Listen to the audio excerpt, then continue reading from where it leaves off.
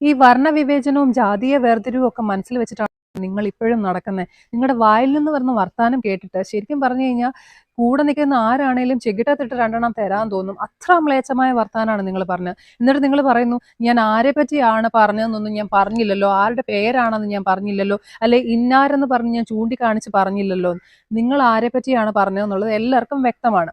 ഇനിയിപ്പം നിങ്ങൾ പ്രത്യേകിച്ച് ഒരാളെ പറ്റി അല്ല പറഞ്ഞത്, അല്ലെങ്കിൽ ആ ആളിനെ പറ്റി ഒരു സൂചനയും തരാതെയാണ് പറഞ്ഞെങ്കിൽ പോലും ഏതൊരു വ്യക്തിയെ പറ്റിയും അങ്ങനെ പറയാൻ നിങ്ങൾക്ക് എന്താണ് റൈറ്റ് ഉള്ളത്? ഫസ്റ്റ് ഓഫ് ഓൾ നിങ്ങൾക്ക് ഇപ്പോഴും മനസ്സിലായിട്ടില്ല ഈ കളറിലൊന്നും ഒരു കാര്യമില്ല സ്ത്രീയെ.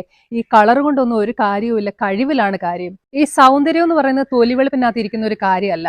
നിങ്ങളെ സംബന്ധിച്ചിടത്തോളം ശകലം തൊലിവെളുപ്പുണ്ട് എന്നുള്ളതല്ലാതെ ലെവലേശം വിവരമില്ല. അപ്പൊ അതല്ല സൗന്ദര്യം. സൗന്ദര്യം എന്ന് പറയുന്നത് നമ്മുടെ മൊത്തത്തിലുള്ള പല രീതിയിലുള്ള പ്രവൃത്തിയാണ്. നിങ്ങൾക്ക് ശകലം തൊലിവെളുപ്പുണ്ട് എന്ന് പറഞ്ഞിട്ട് നിങ്ങളുടെ ഈ വായിന്ന് വരുന്ന വർത്താനവും നിങ്ങളുടെ ഈ ധാർഷ്ട്യവും അഹങ്കാരവും ഒക്കെ കണ്ടു കഴിഞ്ഞാൽ ഒരു മനുഷ്യർക്ക് നിങ്ങളുടെ അടുത്ത് വന്നിരുന്ന ഒരു 5 മിനിറ്റ് സംസാരിക്കാൻ പോലും തോന്നൂല. ഒരു പുച്ഛം നിറഞ്ഞ ഒരു രീതിയിലേ നമുക്ക് നിങ്ങളെ കാണാനായിട്ട് സാധിക്കത്തുള്ളൂ. അപ്പൊ അതല്ല സൗന്ദര്യം. ഇവർക്ക് ലെവലേശം വിവരമില്ല എന്നുള്ളത് നമുക്ക് ഒന്നുകൂടെ മനസ്സിലാക്കി തരുന്ന ഒരു സ്റ്റേറ്റ്മെന്റ് ആയിരുന്നു സൗന്ദര്യ മത്സരത്തിൽ എങ്ങാനും കറുത്ത ആളുകൾ വന്ന് നിങ്ങൾ കണ്ടിട്ടുണ്ടോ എന്ന് ചോദിച്ചത്. അപ്പൊ തന്നെ നമുക്ക് മനസ്സിലാക്കാം ഇവർക്ക് വിവരം എന്ന് പറയുന്നത് 7 അയലത്തൂടെ പോലും പോയിട്ടില്ല എന്നുള്ളത്. മോഹിനിയാട്ടം എന്ന് പറയുന്നത് മോഹിനിമാര് മാത്രമാണ് ചെയ്യേണ്ടത്. ആണുങ്ങൾ വന്ന് കാല് കവച്ചിരുത്തി ഇതങ്ങനെ ചെയ്തു കഴിഞ്ഞാൽ ഒരു ഭംഗി ഉണ്ടാവില്ല എന്ന് പറയുന്ന അതേ നാവ് കൊണ്ട് നിങ്ങൾ പറയുന്നു നല്ല സുന്ദരന്മാരായ ആണുങ്ങൾ ചെയ്താൽ കുഴപ്പമില്ലെന്ന്. അപ്പൊ അവിടെ തന്നെ നിങ്ങൾക്ക് ഒരു നിലപാടില്ല. ഫസ്റ്റ് ഓഫ് ഓൾ നിങ്ങൾക്ക് ഈ കലയെ പറ്റി അറിയില്ലേ? ഈ കല എന്ന് പറഞ്ഞു കഴിഞ്ഞാൽ കളറുള്ളവരോ കളർ ഇല്ലാത്തവരോ അല്ലെങ്കിൽ ആണുങ്ങളോ പെണ്ണുങ്ങളോ ഒന്നല്ല. ആരാണേലും കലാപരമായി എന്ത് കാര്യം കാണിച്ചാലും അത് മറ്റുള്ളവർക്ക് ആസ്വാദനം കൊടുക്കുന്ന രീതിയിൽ, മറ്റുള്ളവരെ ആസ്വദിപ്പിക്കുന്ന രീതിയിൽ ചെയ്യുകയാണെങ്കിൽ നമ്മൾ എല്ലാം മറന്നിരുന്നു പോകും. അല്ലാതെ സൗന്ദര്യം ഉള്ള ഒരാൾ വന്ന് എന്ത് കോപ്രായം കാണിച്ചാലും ആളുകൾ കണ്ടുകൊണ്ടിരിക്കത്തില്ല. അയാളെ കണ്ട പെറ്റ തള്ള സഹിക്കൂല പോലും. ഇതൊരു മാധ്യമത്തിന് മുന്നിൽ വന്നിരുന്ന് ഇങ്ങനെ പറയാനായിട്ട് നിങ്ങൾക്ക് യാതൊരു ഉളുപ്പില്ല സ്ത്രീയെ. അങ്ങനെ വന്ന് പറഞ്ഞിട്ട് മാധ്യമങ്ങൾ ആൾക്കാർ വീട്ടിൽ വന്ന് അതിനെപ്പറ്റി ചോദിക്കാൻ ചെന്നപ്പോൾ നിങ്ങൾക്ക് എന്താ ഇവിടെ കാര്യം, നിങ്ങൾക്ക് ഏതാ എന്നോട് ചോദിക്കാനുള്ള റൈറ്റ് എന്താന്നൊക്കെ ചോദിച്ചിട്ട് അവരോടൊരു കടക്ക് പുറത്ത് എന്നുള്ളൊരു ആറ്റിറ്റ്യൂഡ്. നിങ്ങൾക്ക് മാധ്യമത്തിന്റെ മുന്നിൽ വന്നിരുന്ന് എന്ത് തോന്നിവാസവും പറയാം, പക്ഷെ നിങ്ങളോട് ആരും ചോദിക്കാൻ വരാൻ പാടില്ല അല്ലേ? നിങ്ങൾ ഈ പെറ്റ തള്ള സഹിക്കൂല എന്ന് പറഞ്ഞ ആളിന്റെ ബ്രദറിന് ഇദ്ദേഹത്തിന്റെ അത്രയും പോലും കളറില്ലായിരുന്നു, പക്ഷെ അയാൾ കോടിക്കണക്കിന് ആളുകളുടെ മനസ്സിൽ കയറിയ ഒരു വലിയ കലാകാരനായിരുന്നു. അപ്പോൾ ഈ കളറിലൊന്നും ഒരു കാര്യമല്ല സ്ത്രീയെ. നിങ്ങളുടെ മനസ്സിലുള്ള ആ ദുഷിച്ച സാധനമൊക്കെ ഒന്ന് താഴോട്ട് ഇറക്കി വെക്കുക. കാരണം അത് ഇപ്പൊ ചെലവാവൂല.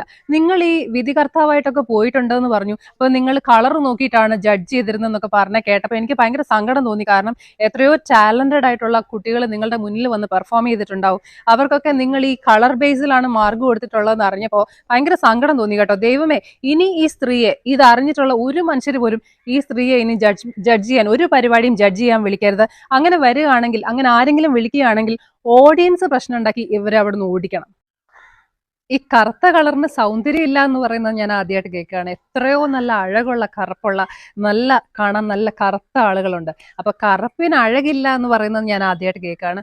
അപ്പൊ കറുത്ത ആൾക്കാരാണേലും വെളുത്ത ആൾക്കാരാണേലും ബാഹ്യമായ സൗന്ദര്യത്തിൽ വലിയ കാര്യമൊന്നുമില്ല. അത് ഏത് സമയവും നമുക്ക് നഷ്ടപ്പെടാവുന്നതേ ഉള്ളൂ. പക്ഷെ നമ്മുടെ എന്താ പറയുന്നത്, നമ്മുടെ ഉള്ളിലെ സൗന്ദര്യം എന്ന് പറയുന്നത് അത് ഒരിക്കലും നമുക്ക് നഷ്ടപ്പെടത്തില്ല. ആ ഒരു സൗന്ദര്യമാണ് മറ്റുള്ളവർ ഇഷ്ടപ്പെടുന്നത്. അല്ലാതെ ഈ ബാഹ്യമായ സൗന്ദര്യം ആണ് ഇഷ്ടപ്പെടുന്നെന്നുണ്ടെങ്കിൽ എന്തെങ്കിലും ഒരു കാലത്ത് നമുക്കത് നഷ്ടപ്പെടുന്ന സമയത്ത് നമ്മളെ എല്ലാവരും വെറുക്കണ്ടേ? അപ്പോൾ ഒരിക്കലും ബാഹ്യമായ സൗന്ദര്യം അല്ല നമുക്ക് വേണ്ടത്, ആന്തരികമായ സൗന്ദര്യമാണ്. സൗന്ദര്യം എന്ന് പറയുന്നത് ഒരാളുടെ വ്യക്തിത്വത്തിൽ, ഒരാളുടെ മനസ്സിൽ, ഒരാളുടെ പ്രവൃത്തിയിലാണ് വരേണ്ടത്. അല്ലാതെ നമ്മൾ എല്ലാ രീതിയിലും ഒരാളെ ചേർത്ത് പിടിക്കുന്ന സമയത്ത് അവരുടെ കളറ് മാത്രം നോക്കി ചേർത്ത് പിടിച്ചു കഴിഞ്ഞാൽ നമുക്ക് 8ന്റെ പണി കിട്ടും.